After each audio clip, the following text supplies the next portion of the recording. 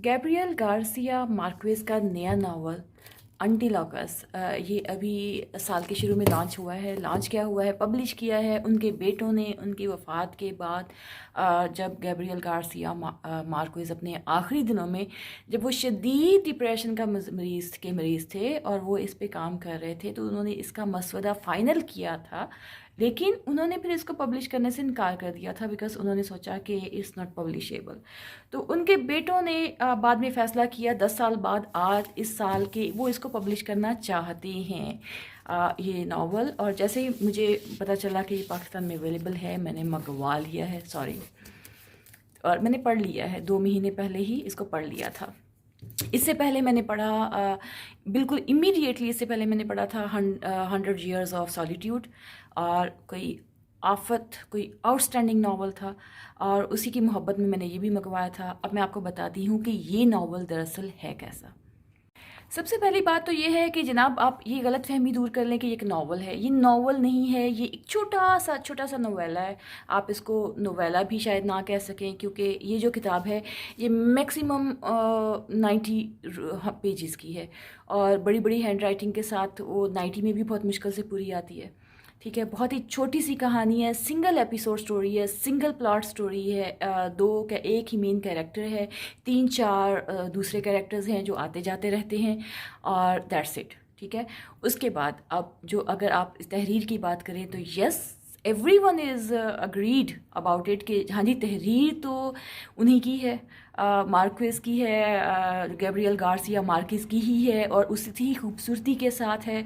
पर मेरा ये कहना है कि ये उनके बेटों ने बड़ा जुल्म किया है ये नावल छाप के, क्योंकि जिस बंदे ने 100 Years of Solitude नावल पढ़ा हुआ है, वो इस पे खुश नहीं हो सकता, वो इसको इंजॉय नहीं कर सकता, वो उसको इससे ज़रा भी उसको के टेस्ट पे कोई फ़र्क नहीं पड़ता, क्योंकि ये एक ना होने के बराबर काम है। और शायद यही वजह है कि उनको ख़ुद भी ये काम इस काबिल नहीं लगा था कि वो इसको पब्लिश करें। ऑफ कोर्स वो अपने बड़े डाउन टाइम पे चल रहे थे, बड़ा अपसेट किस्म के टाइम पे चल रहे थे, वो इतना बड़ा नावल लिखने के काबिल नहीं रहे थे, तो इसीलिए उन्होंने डिसाइड किया कि वो ये नहीं छापेंगे। लेकिन बेटों ने छाप दिया, और मेरे ख्याल में, मेरे ज़ाती ख्याल में ये एक अच्छा एक्सपीरियंस नहीं रहा।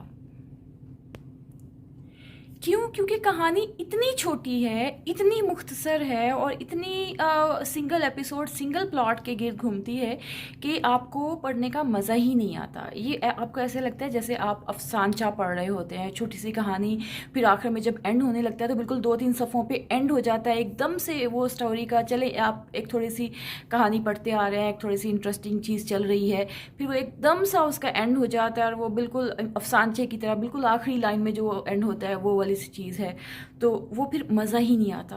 वो जो डेप्थ है किरदारों की, वो जो फ़लसफ़ा है, वो जो थीम्स हैं, वो जो इम्प्रेशंस हैं नावल पे के जो आपके ऊपर चल रहे होते हैं, जो आप पढ़ते हुए आपके साथ साथ चल रहे होते हैं, जो उसमें आप डूब रहे होते हैं, वो चीज़ इस नावल में पैदा ही नहीं हो पाती, बिल्कुल पैदा ही नहीं होती पाती। और ये बहुत ही आसान सी रीड है, छोटा सा नावल है, देखने में भी हार्ड कॉपी के साथ भी ये कोई बहुत बड़ी किताब नहीं है, लेकिन बहरहाल उन्होंने थोड़ी सी एक्स्ट्रा मनी इसके साथ कमा ली होगी। आप पढ़ना चाहें तो ज़रूर पढ़ें, छोटी मोटी सी रीड।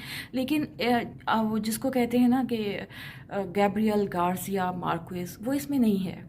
आप कह लें कि उसकी एक छोटी मोटी चंद पेजेस के उसका आपको थीम इसमें नज़र आ जाएगा, थोड़ा सा उसका तर्ज तहरीर नज़र आ जाएगा, लेकिन वो वाला जो राइटर जिसको आपने 100 Years of Solitude में के बाद आपने ढूंढना है, या जिसकी आप तलाश में है कि जिस बंदे ने वो लिखा था, वो इसमें नहीं है। बाकी हल्का फुल्का सा मतालिया है, पढ़ लीजिए, इंजॉय कर ले, इसमें कोई प्रॉब्लम नहीं है।